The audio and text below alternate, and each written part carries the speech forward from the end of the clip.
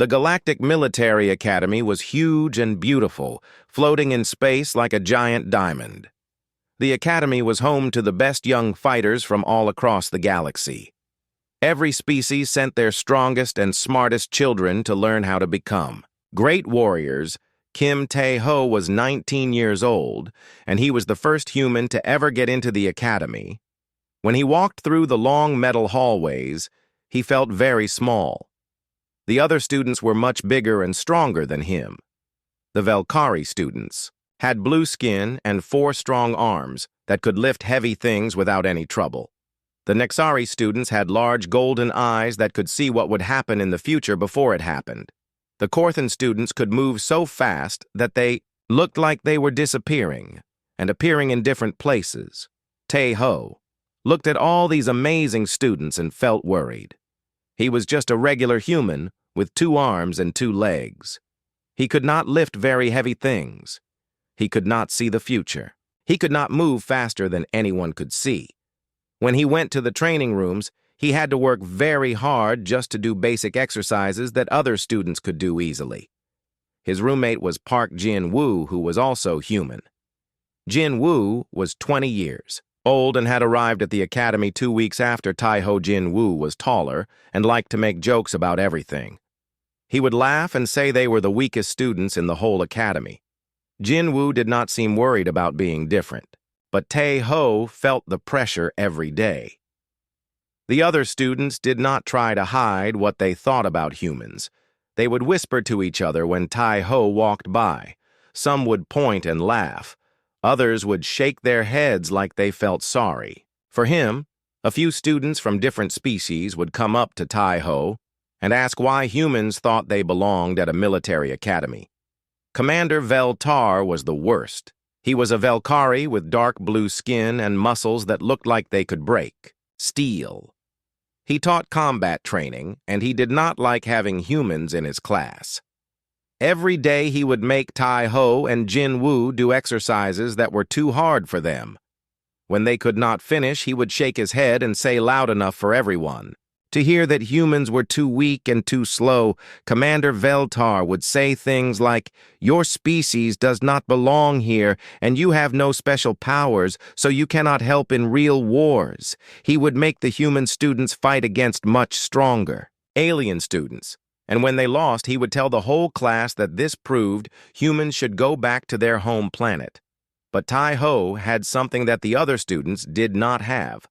While they used their natural powers to win fights, Tae-ho watched everything very carefully. He studied how each different species moved and fought and thought. He started to notice things that others did not see. When Lee, so Jin, the Nexari student, used her future seeing powers, Tae-ho saw that she always looked to the left side first before she could see what would happen next.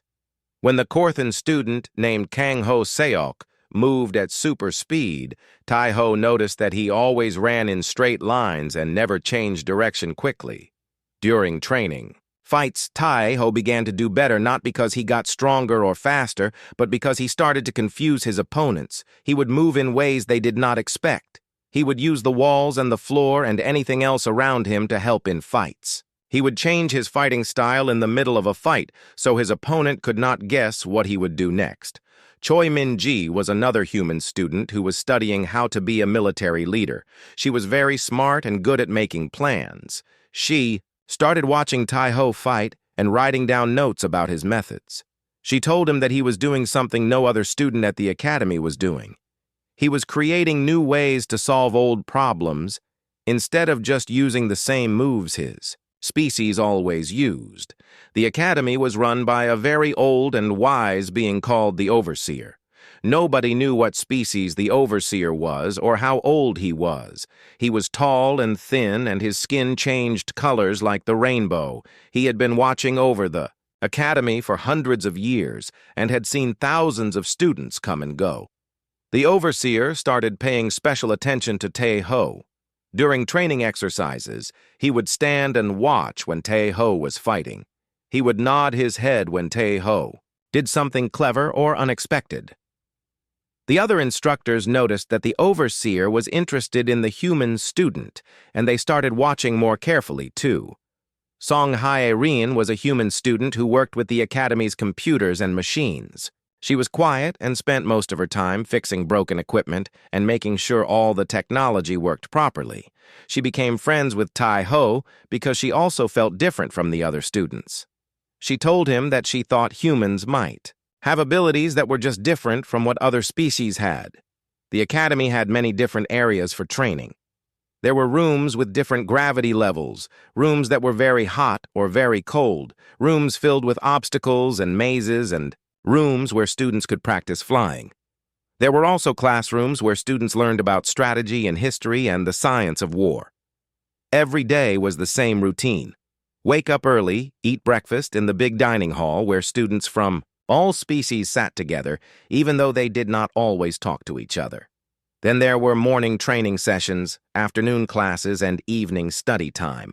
The human students usually ate together because they felt more comfortable with each other. But slowly, things started to change. Tai-ho kept getting better at fighting and problem-solving. Other students began to notice that he could beat opponents who should have been much stronger than him. Some students started asking him questions about his techniques. A few even asked if he could teach them some of his moves. Jin-woo was getting better too, but in different ways. He was good at making friends and talking to students from other species. He learned some of their languages and started to understand their cultures. Min-ji was becoming known as someone who could make great battle plans, and Hye-rin was solving technical problems that even the alien instructors could not figure out. The overseer watched all of this happening and started to think that maybe bringing humans to the academy was not a mistake. Maybe humans had something special that the galaxy needed, something that was different from physical strength or special powers, something that could help all the different species work together better. At night, when Tai-ho lay in his bed, he would think about his home planet Earth and wonder if he was really meant to be at the academy.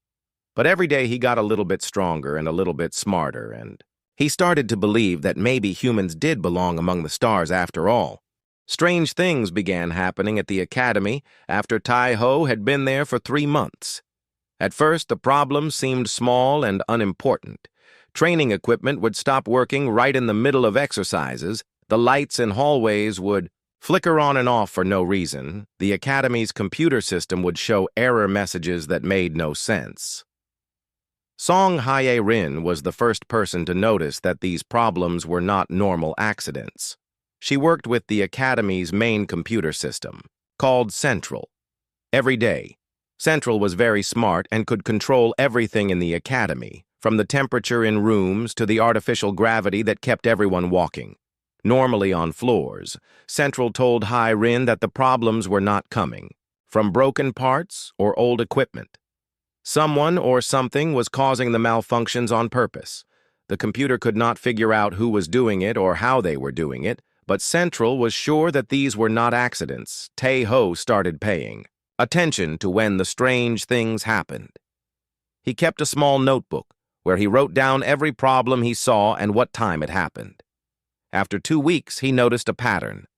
The equipment only broke when certain instructors were not in the academy. The computer problems only happened during shift changes when the security guards were moving from one post to another. Jin-woo thought Tai-ho was being too worried. He said that big places like the academy always had technical problems and it was normal for things to break sometimes. But Choi Min-ji agreed with Tai-ho. She had been studying military strategy, and she knew that enemies often used small sabotage attacks before doing something much bigger. The academy was built like a giant wheel, spinning slowly in space. The outer ring had the dormitories where students slept. The middle ring had classrooms and training areas. The inner ring had the command center and the most important systems. There were also many small tunnels and maintenance, passages that connected different parts of the academy. At night, after regular study time was over, Tai-ho would go to the library to read more about military history and fighting techniques. The library was huge with books and computer files from thousands of different worlds. It was usually empty late at night except for a few students who were studying for important tests. One night when Tai-ho was reading about ancient Earth warfare, he heard soft footsteps in the corridor outside the library. The footsteps were very quiet and careful, like someone was trying not to be heard. Most alien species were either very heavy and made loud sounds when they walked, or they were so light that they made no sound at all. These footsteps were different. They had a rhythm that seemed almost familiar to Tai-ho. He had been studying how different species moved, and these steps did not match any of the species he knew were supposed to be in this part of the academy at this time of night. Ho quietly closed his book and moved to the library entrance. He looked down the long corridor and saw a shadow moving along the wall. The shadow was shaped like a person, but something was wrong about it. The shadow seemed to bend and change in ways that normal shadows did not do. Very carefully, Tai-ho followed the shadow through the corridors. He stayed far behind and used alcoves and doorways to hide. The shadow moved with purpose, like it knew exactly where it was going. It went through several security doors that should have been locked, but somehow opened without any sound. The shadow led Tai-ho to a restricted section of the academy that regular students were not allowed to enter. This area had the most important computer systems and communication equipment. Students could be expelled just for being in this area without permission. Through a ventilation grate, Tai-ho could see into a room filled with glowing screens and control panels. A figure in dark clothing was working at one of the computer terminals. The figure wore some kind of advanced suit that made it hard to see clearly, even when Tai-ho looked right at it. The figure moved with deadly smooth motions that reminded Tai-ho of videos he had seen of professional assassins and special forces soldiers. Everything about the way this person moved showed years of training in how to kill people and how to stay hidden. What shocked Tai-ho most was when he heard the figure talking quietly into a communication device. The voice was speaking in a language he did not recognize, but he could hear some words in Galactic Standard, the common language used throughout the academy. The figure was reporting to someone about eliminating human contamination before it could spread to other parts of the galaxy. The figure said that humans were a disease that would make other species weak, and that they had to be removed before they could influence more worlds. Tai-ho realized that someone saw humans not just as weak, students who did not belong at the academy but as an actual threat to the whole galaxy. Someone thought humans were so dangerous that they needed to be killed. The figure was looking at information about something called Academy Day, which was a big celebration that happened once every year. Representatives from all the major governments in the galaxy would come to the academy to watch students demonstrate their skills. It was the most important day of the year for the academy. The figure was planning something terrible for Academy Day. The celebration was only 2 weeks away, and hundreds of important people would be at the academy, including the Supreme Chancellor, who was the leader of the Galactic Council. Tai-ho carefully backed away from the ventilation grate and made his way back to the dormitories. His mind was racing with everything he had seen and heard. Someone was planning to attack the academy during the biggest celebration of the year, and somehow humans were the main target. The next morning, Tai-ho told Jin Woo-min-ji and Hye-rin everything he had witnessed. They met in an empty classroom during lunch break to discuss what to do. Jin Woo was shocked and wanted to tell the academy security right away. Min-ji thought they should gather more evidence. First, Hye-rin said she could try to track the computer intrusions to find out more about who was behind them. They decided to work together to investigate the threat. Min-ji would use her strategy knowledge to figure out what kind of attack might happen during Academy Day. Hye-rin would monitor the computer systems to catch the intruder in action. Jin-woo would watch for suspicious behavior among the students and instructors. Tai-ho would continue following any strange activities he noticed. That night, Tai-ho did not go to the library. Instead, he hid in a maintenance tunnel near the restricted area and waited for hours. Finally, the shadow figure appeared again. This time, Tae-ho was ready with a small camera that Hai-rin had given him. He managed to take some pictures of the figure, even though the advanced camouflage made it very difficult. The pictures were blurry, but they showed enough detail to prove that someone was definitely breaking into the Academy's most secure areas. The figure appeared to be humanoid, but was wearing technology that was more advanced than anything Tae-ho had seen before. Hai-rin analyzed the pictures and told the others that the camouflage suit was military, great equipment that cost more than most planets' entire defense budgets. Whoever was behind this had serious resources, and professional training Min Ji studied the timing of all the incidents and concluded that the attacks were getting more frequent and more bold. She believed that Academy Day was definitely the target and that the sabotage was meant to disable the Academy's defenses when the time came. The human students realized they were in a very dangerous situation. They had discovered a plot that could kill hundreds of important people and start wars between different species, but they were just students and nobody would believe them without solid proof. They had to find a way to stop whatever was going to happen on Academy Day. Academy Day arrived with great excitement and celebration. Ships from dozens of worlds docked at the Academy, bringing important visitors and government leaders. The Academy was decorated with flags and banners from every species in the galactic. Council students wore their best uniforms and prepared to show their skills to the most powerful beings in the galaxy. The main auditorium was packed with over 3,000 people. Dignitaries sat in special sections, while students and instructors filled the rest of the huge space. The Supreme Chancellor of the Galactic Council was the most important guest. She was a Nexari with silver skin and the ability to see possible futures. Her presence meant that this Academy Day was more important than any before. Tae-ho had tried to warn Academy security about the danger, but without solid proof, they dismissed his concerns. Commander Veltar actually laughed when Tae-ho told him about the mysterious figure. The commander said that humans were so nervous and weak that they imagined threats everywhere. The security chief, a proud Velkari warrior, said that their elite guards could protect everyone from any possible attack. Even Jinwoo Minji and Hai-rin started to doubt whether they had really discovered a serious threat. When Academy Day morning arrived with no signs of trouble, they began to think maybe they had been wrong about everything. The Academy seemed completely safe with hundreds of guards and the most advanced security systems in the galaxy, but Tae-ho still felt worried. He had seen something in that restricted area, and he knew someone was planning to attack. He positioned himself in the auditorium where he could watch the crowd and all the exits, his human eyes. Trained to notice small details, searched for anything that looked wrong or out of place. The ceremony began with speeches from Academy leaders and demonstrations by top students. The crowd cheered as Nexari cadets showed their future sight abilities. And Korthan students moved at incredible speeds. Velkari students lifted massive weights, and students from other species displayed their unique talents. The Supreme Chancellor rose to give the main speech of the day.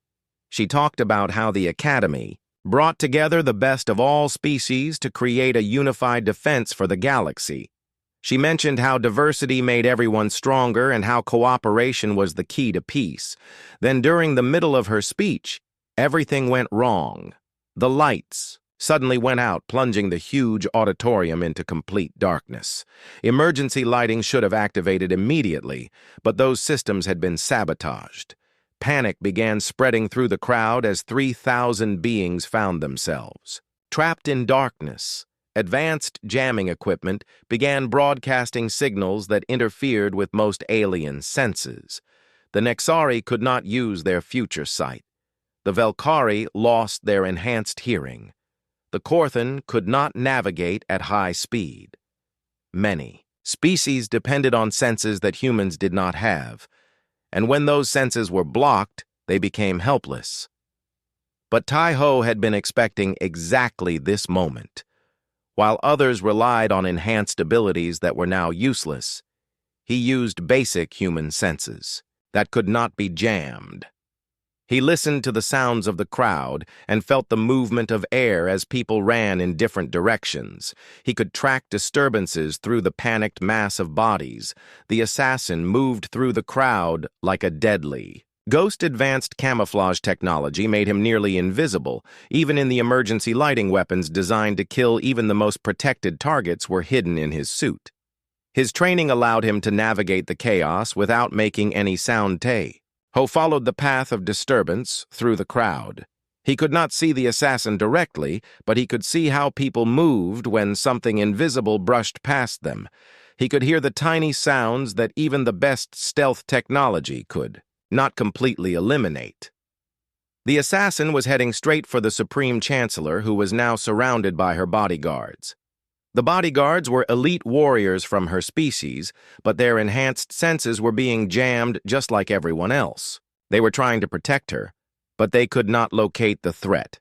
Tae-ho realized that the assassin was not just trying to kill the Chancellor. He was specifically targeting the humans at the Academy too. This attack was meant to eliminate the human influence that someone thought was corrupting the galaxy, moving as quickly and quietly as he could. Tae-ho worked his way through the panicked crowd toward where he calculated the assassin would strike. He had spent weeks studying the Academy's layout and thinking about how someone might attack during a big gathering. The assassin was a Korthani named Sec Tai, a member of an extremist group that believed humans would destroy the natural order of the galaxy. The Korthani were known as the best hunters in the galaxy. They had never failed to kill a target once they accepted a contract. Their senses were so sharp they could track prey across entire planets. Sec Tai had been hired by a secret organization that wanted to stop human influence from spreading to other worlds. They believed that humans were weak individually but dangerous as a group because they could unite different species in ways that had never happened before. What Sec Tai did not expect was that his target would be hunting him back. While he was focused on reaching the Chancellor, Tae-ho was tracking his movement through the crowd. The Korthani had trained for thousands of years to hunt specific types of prey, but he had never faced someone who refused to act. Like normal prey, Tae-ho had advantages that the assassin could not understand. Human pattern recognition allowed him to predict where Sec Tai would move next. Human adaptability meant he could change his own behavior faster than the assassin could. A just human spatial awareness let him navigate the complex environment, even in darkness. The first direct contact between them happened near the stage where the Chancellor had been speaking. Sec Tai was moving into position for the kill when Tae-ho deliberately triggered a section of emergency seating to collapse. The noise and movement confused the assassin's approach and gave the bodyguards a chance to move the Chancellor to a more protected position. Sec Tai realized that someone was interfering with his mission. He quickly scanned the area with his enhanced senses, but could not identify the threat. The jamming equipment that was supposed to help him was also preventing him from using his natural abilities to find whoever was working against him. Tae-ho used this confusion to his advantage. He began making small noises in different parts of the auditorium that drew the assassin's attention away from his real location. He knocked over equipment and triggered more emergency systems that created multiple false signals. The battle between hunter and prey was beginning, but neither of them was playing the role that Sec Tai expected. The Korthani had come to kill a weak human student, but instead found himself being stalked by someone who understood exactly what he was trying to do. Academy security was trying to restore order, but the jamming and sabotage had disabled most of their equipment. The alien guards who depended on their enhanced abilities were almost as helpless as the panicking crowd. Only the humans, Jin Woo Min-ji and Hye-rin, were still able to function normally because their basic senses still worked. They had managed to reach a security station and were working to restore power and communications. Hye-rin was trying to override the sabotage, while Min-ji coordinated with what security forces were still operational.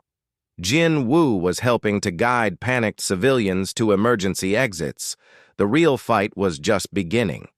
The battle between Tai-Ho and Sec-Tai moved through the darkness of the auditorium like a deadly dance.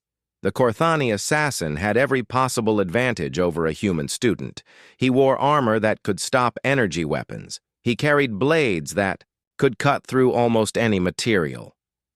His training had taken 50 years to complete, and he had never failed.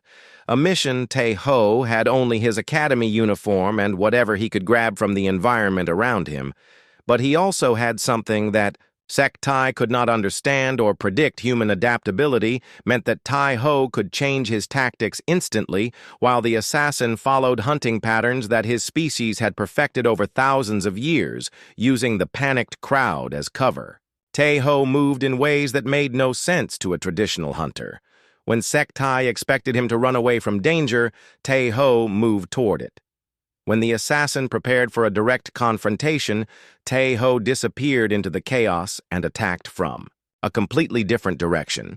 Tai-Ho grabbed a broken piece of metal from the collapsed seating and used it to deflect one of the assassin's blade strikes.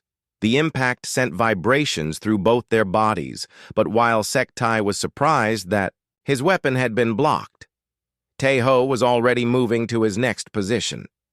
The fight moved up onto the stage where the speeches had been given.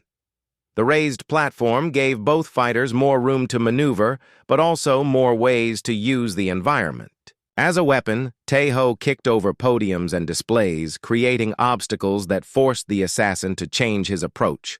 Sec-Tai launched himself forward with incredible speed, but Tai-Ho had been watching how different alien species moved during training. He rolled to the side at exactly the right moment, and the assassin crashed into a holographic projector.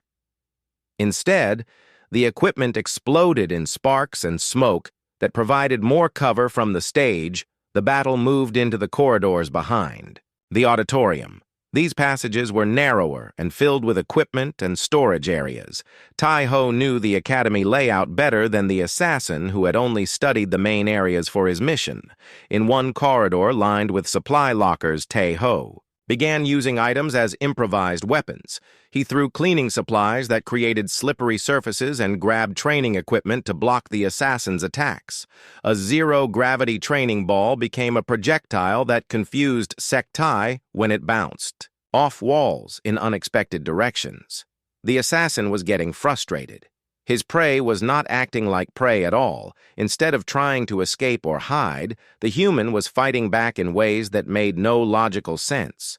Sec-Tai had trained to hunt creatures that used their species' natural advantages, but this human seemed to be using advantages from many different species. They reached the zero-gravity training room where students learned to fight in space conditions. Tai-Ho quickly activated the system that removed artificial gravity from the chamber. Both fighters began floating, but while Sec-Tai struggled to adapt to the three-dimensional movement, Tai-Ho had spent months training in these conditions, in zero gravity.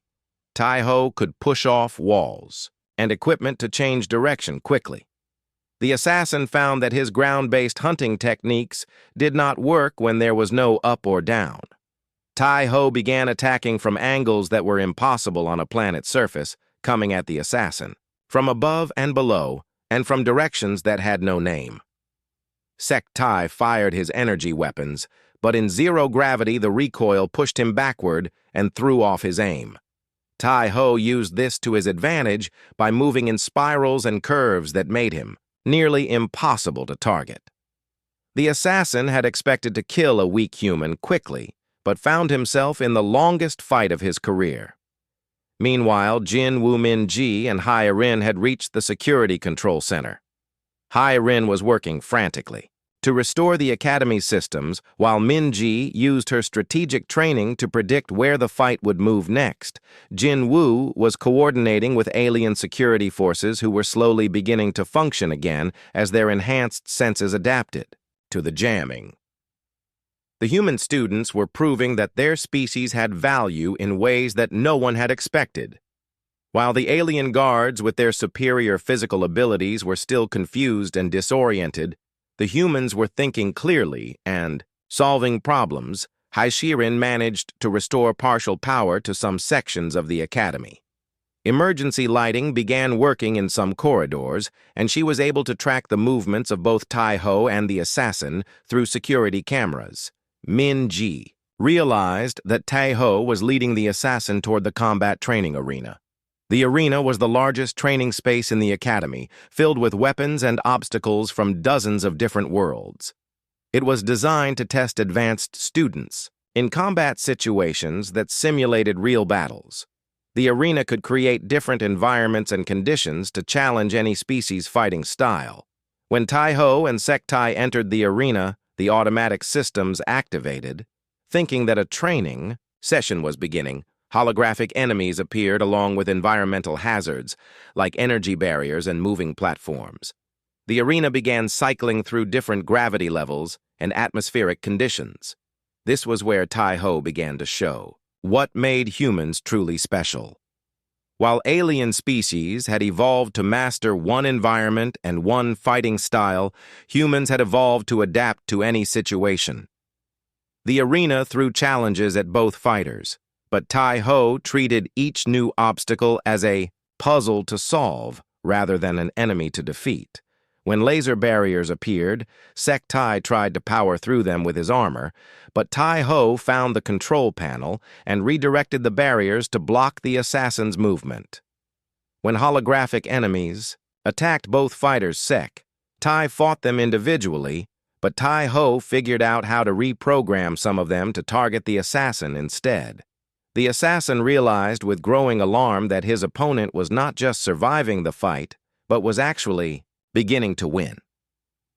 Every time Sec-Tai adapted to one of the humans' tactics, Tai-Ho switched to something completely different.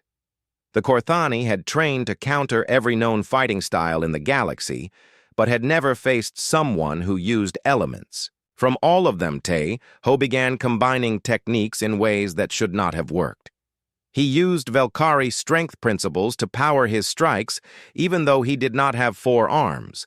He applied Nexari prediction methods to anticipate attacks even. Though he could not see the future, he incorporated Korthan speed concepts to move faster than his natural abilities allowed. The combination of different fighting styles created a completely new form of combat that confused and frustrated the assassin. Sec-Tai had spent his entire life learning to hunt specific prey, but this human refused to follow any recognizable pattern. For the first time in his career, the greatest hunter in the galaxy began to understand that he might not win this fight. Sec-Tai, the master assassin, began to feel something he had never experienced before in his long career. Fear. The human student was not just avoiding death, he was actually winning the fight. Every strategy the Korthani tried failed because his opponent kept changing the rules of engagement in the combat training arena. Tai-Ho continued to use the assassin's own advantages against him. When Sec-Tai activated his advanced cloaking device to become nearly invisible, Tai-Ho triggered the arena's smoke and particle effects that made invisibility useless. The arena filled with glowing dust that outlined the assassin's shape, no matter how advanced his camouflage was. When the Korthani relied on his enhanced hearing to track his prey, Tai-Ho activated multiple sound sources throughout the arena. Training dummies began making noise, holographic projectors created audio distractions, and ventilation systems started humming at different frequencies. The assassin found himself surrounded by false signals that made his natural abilities work against him. The most shocking moment came when Tai-Ho deliberately activated the arena's most difficult training program. This was a simulation designed to test entire teams of advanced alien cadets working. Together, it created multiple holographic enemies, environmental hazards that changed every few minutes, and combat situations that required different skills to survive. Most students could only handle this program when working in groups of 5 or 6, but Tai-Ho launched it while fighting a deadly assassin. The arena became a chaotic battlefield, with dangers coming from every direction. Both fighters now had to deal with simulated enemies while still fighting each other. But this was where the fundamental difference between humans and other species became most clear. The Korthani had evolved as perfect individual hunters. Their entire culture was based on single warriors, stalking and killing specific prey. Sektai tried to handle each threat in the arena as a separate hunting challenge. Humans had evolved differently. They were social problem solvers who worked together and learned from each other. Tai-Ho began treating the training simulation not as a series of individual enemies to defeat, but as a complex puzzle that needed to be solved. He looked for patterns and connections between different elements. While Sektai fought against the holographic enemies, Tai-Ho found ways to make them fight for him. He discovered control panels that let him redirect their attacks toward the assassin. He figured out how to combine different hazards to create new obstacles that trapped Sektai in disadvantageous positions. When energy barriers appeared in the arena, most fighters would try to break through them or find ways around them. But Tai-Ho realized he could use the barriers to channel the assassin's movement into predictable paths. He began herding Sektai like the human ancestors had once herded animals on Earth. The assassin found himself being forced into corners and trapped in areas where his mobility was limited. His superior speed and strength meant nothing when he could not move freely. Tai-Ho was using the environment as a weapon in ways that no single-minded hunter could understand. Meanwhile, throughout the academy, the other human students were proving their own worth. Jin Woo had managed to organize evacuation procedures for the panicking civilians. His ability to communicate with different species and make friends quickly meant that alien students who had never trusted humans before were now following his instructions. Rin had not only restored the Academy's power systems, but had begun tracking down other members of Sektai's extremist group. The assassination attempt was not just one person acting alone, but part of a larger plot. She found evidence of sabotage in multiple systems and communication logs that revealed other conspirators. Min Ji was working with Commander Veltar and other Academy instructors to coordinate the defense. The same Velkari commander who had always said humans were useless was now taking orders from a human strategy student. Her tactical analysis and battle plans were proving more effective than anything the alien instructors had developed. The alien cadets, who had always looked down on humans as weak and primitive, were watching in amazement as the species they had dismissed began solving problems that their advanced abilities could not handle. The humans were not stronger or faster, but they approached every challenge from angles that others never considered. Back in the combat arena, Tai-Ho was demonstrating the ultimate human advantage, adaptability combined with creativity. While Sektai was still trying to hunt like his ancestors had for thousands of years, Tai-Ho was inventing entirely new approaches to combat. He began using training weapons that were designed for other species. A Velkari four-armed combat staff became a tool for blocking and redirecting attacks. A Nexari future sight training device helped him anticipate the assassin's moves. A Korthan speed training apparatus let him move in unexpected bursts.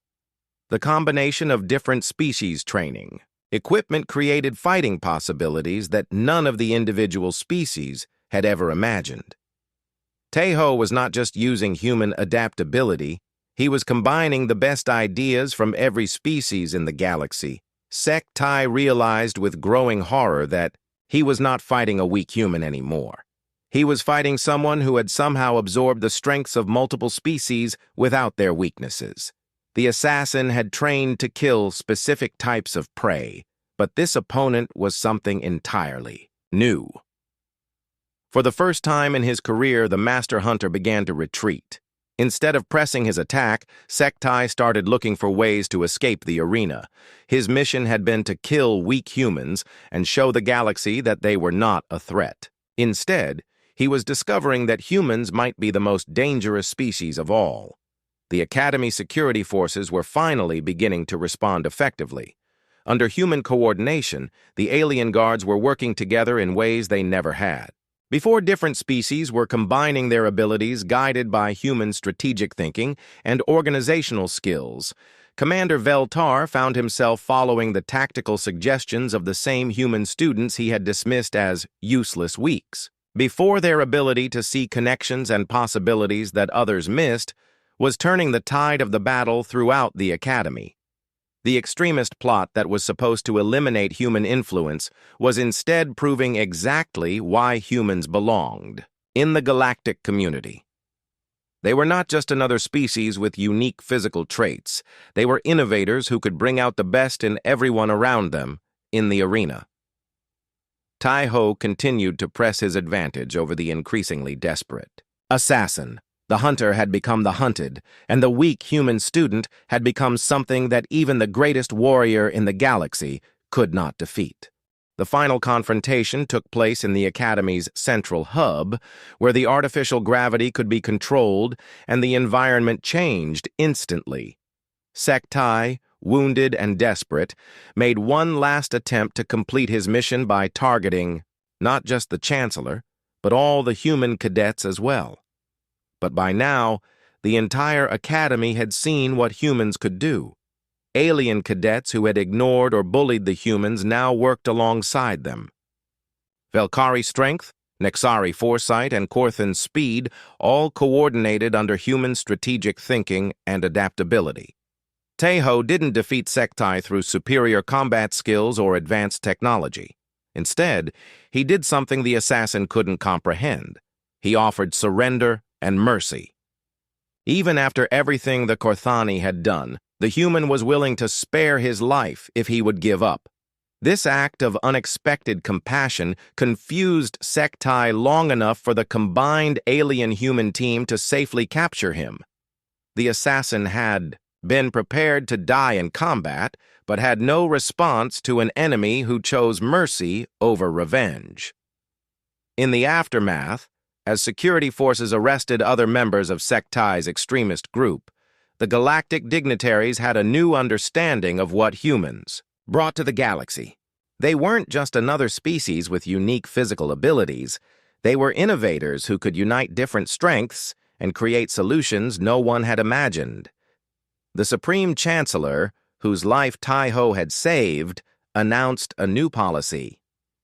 Human military academies would be established throughout the galaxy, and human advisors would be integrated into all major defense forces. What the extremists had feared, human influence spreading across the galaxy, became official policy. Commander. Veltar approached Tai-Ho after the ceremony. "I was wrong about your species," he admitted. "We thought strength meant having the best natural weapons. But you've shown us that true strength comes from making everyone around you stronger." The Academy was rebuilt with humans as instructors alongside aliens. Tai-Ho became the first human to graduate at the top of his class, but more importantly, he had proven that humanity's greatest weapon wasn't any physical ability. It was their capacity to unite others and find new solutions to impossible problems. As ships carried the news across the galaxy, other species began to understand why humans had been chosen for the Academy. In a universe full of beings with incredible individual powers, sometimes what you need most is someone who can bring everyone together and help them become something greater than they ever imagined possible.